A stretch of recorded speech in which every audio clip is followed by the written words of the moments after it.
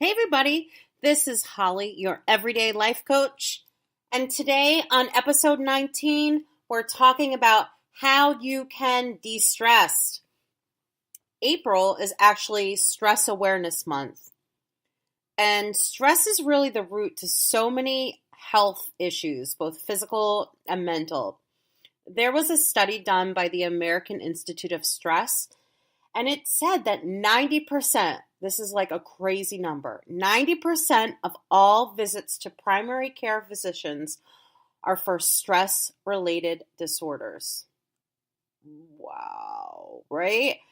And these are like trouble sleeping, headaches, constipation, diarrhea, lack of energy, lack of concentration, eating too much, not at all, anger, sadness, tension, stomach cramping, stomach bloating, skin problems, hives, depression, anxiety, weight gain or loss, heart problems. Oh, this is where it's getting serious, right? High blood pressure, IBS, diabetes, neck and back pain, difficulties getting pregnant, high risk of asthma, insomnia, arthritis flare-up. Oh my goodness, folks. This is crazy. 90% of all visits to primary care physicians are for stress-related disorders. Whew. I first want to say that I'm not telling you that you can live a stress-free life. If someone is telling you that, then they are FOS. What I'm saying is there are ways to keep your stress levels in check and responding to your stress better, right? Because let's talk about that. When we're stressed, our body gets in that kind of flight or fight mode. I'm sure you felt that before. And like what's happening is your stress hormones are rushing into your bloodstream. You're probably feeling increased heart rate and your blood pressure's going up. Ugh. Other hormones are also suppress functions like that digestive and immune system, which is why like so many of us, again, get sick and our sickness stays longer. And I'm not talking about like, oh, I had a bad day at work kind of thing. Because at the end of the day, we've all had a bad day at work. I'm talking like weeks or months of stress. And so what can you do? I think the first thing that you should do when you know you're like, you know what, I'm listening to this and I can relate. I'm raising my hand. The first thing you should do is to identify what is stressing you out.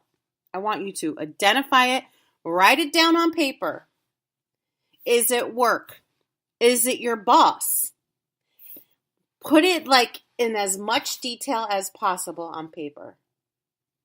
Maybe it's something with your family, right? Because normally it's like either your career or your personal life. Or maybe it's multiple things. I want you to like write out what stresses you out. And like, what are the things that you do when you stress out? Maybe it is, I don't know, you go for the refrigerator, you get angry. Like, what are the things when you have those triggers? What do you do? Okay, so it's like half the battle is now over because you've kind of like figured these things out. And it might take you a while to like weave through that. Then I want you to go back to a couple of my episodes. I want you to fill your life with self-care. And again, this is not something that happens overnight. This kind of takes planning. You should listen to like episode 17, which is Spring Clean Your Life. Episode 16, Self-Care in the Car. Episode 15, which is really important, daily routines. Because these are the things, this is how you're going to set yourself up for success. Because you are going to need to combat stress with things like laughing. I know that seems silly, but laughing cures a lot, and especially a heavy, heavy heart and head with stress. Sleeping, getting that 7 hours or more of sleep, 7 to 8 hours of sleep. Eating right, eating vegetables and fruits, and laying off the carbs. Exercising. I mean, I know even for personal experience, if I do my 10,000 steps at least per day, my head is clearer. And it's not just me. There has been studies done that refer exercise back to helping with stress. And living in the now. And not dwelling in the past or worrying about the future.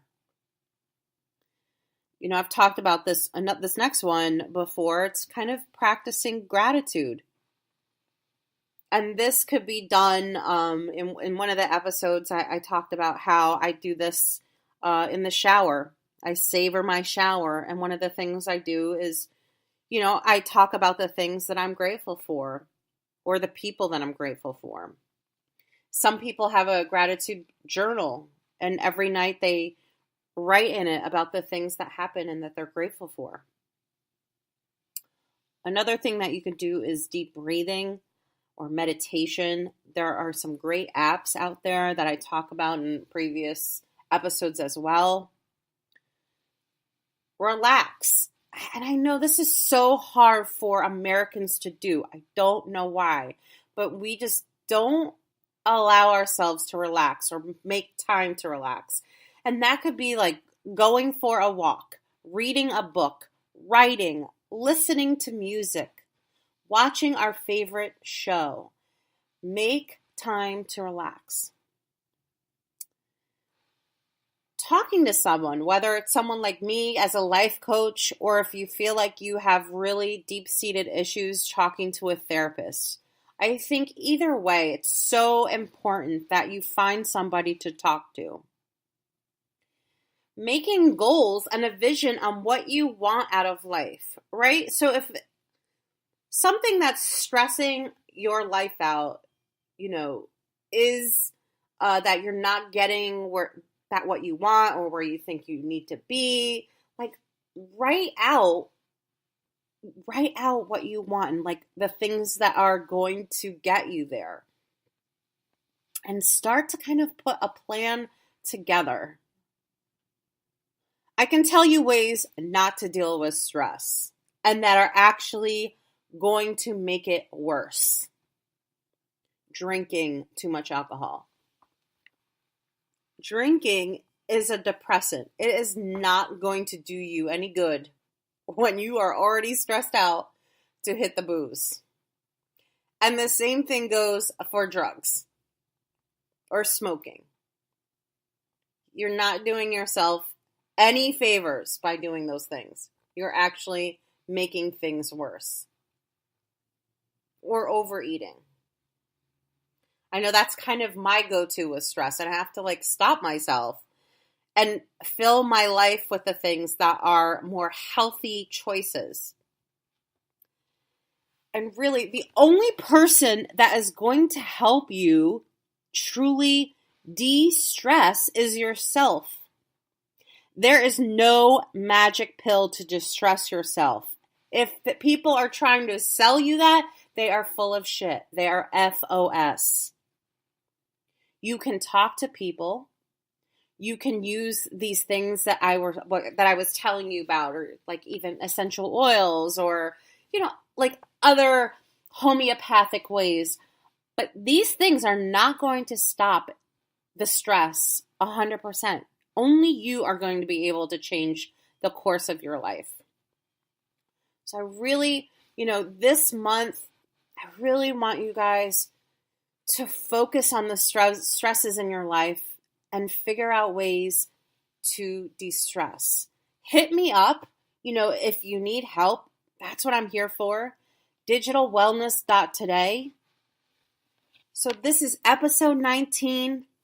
How can you distress? And I just want to thank you for listening to this podcast. I'm Holly, your everyday life coach.